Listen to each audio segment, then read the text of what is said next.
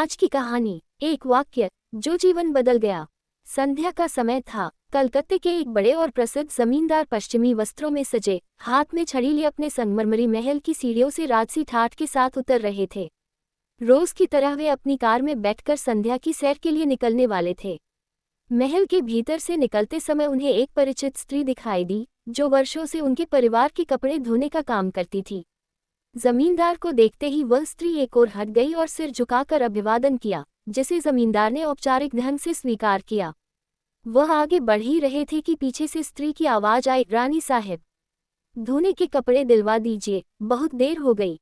ये वाक्य सुनते ही जमींदार के कदम रुक गए। बहुत देर हो गई, ये शब्द जैसे उसके हृदय में बिजली बनकर कौंध गया। उसने आकाश की ओर देखा और क्षणभर में उसके भीतर कोई गहरी स्मृति जाग उठी।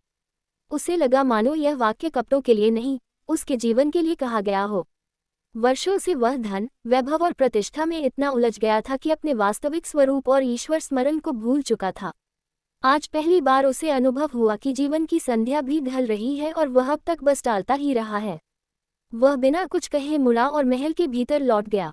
उस दिन वह कहीं नहीं गया, क्योंकि उसे बोध हो गया था कि अब और विलंब करना उचित नहीं।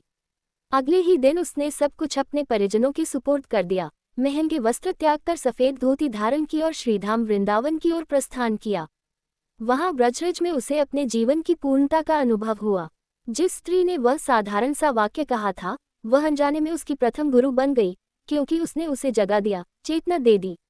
शिक्षा यह है कि जीवन में कभी कभी एक साधारण सा शब्द भी हमारे सोए हुए विवेक को जगा सकता है। देर होने से पहले यदि हमें चेतावनी मिल जाए और हम उसे स्वीकार कर लें, तो वही क्षण जीवन का सबसे बड़ा परिवर्तन बन जाता है।